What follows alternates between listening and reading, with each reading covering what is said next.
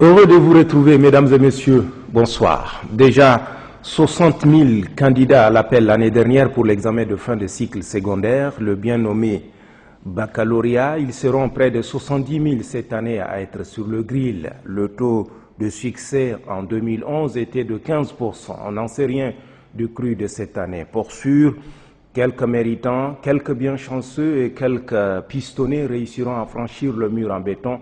Mais pour sûr aussi, beaucoup resteront sur les carreaux. Alors, aujourd'hui, sans faire la prophétie du malheur, je m'intéresse au bataillon des récalés. Inutile de faire l'autruche, il y en aura, et bien nombreux. Alors, constat.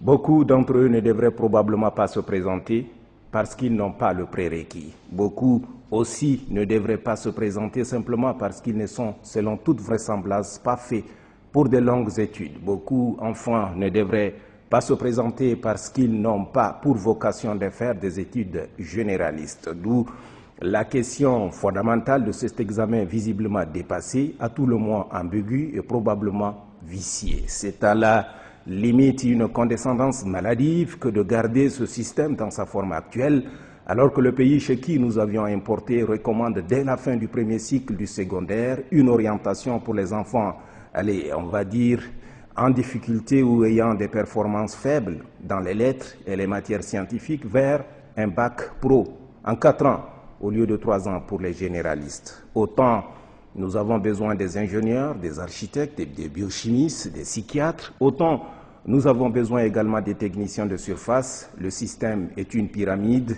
et il marche ainsi.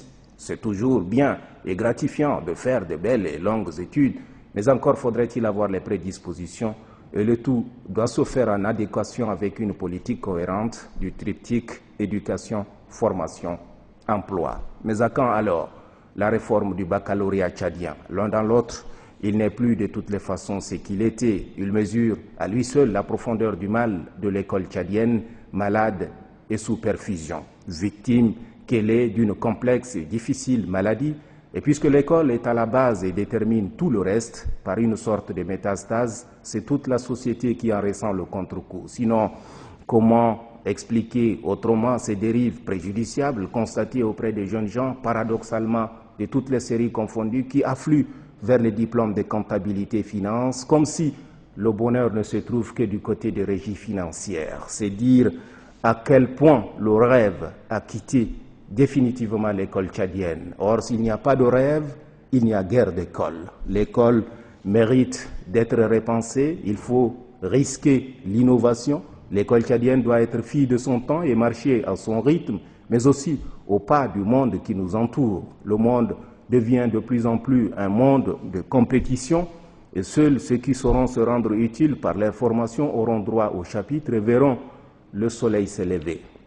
Au moment où je signe cet éditorial, je suis partagé entre le sentiment de souhaiter des bonnes chances et celui de siffler la fin de la récréation sur un système fondamentalement désuet et potentiellement dangereux. Bonne chance, tout de même, aux victimes. Vivement, lundi prochain.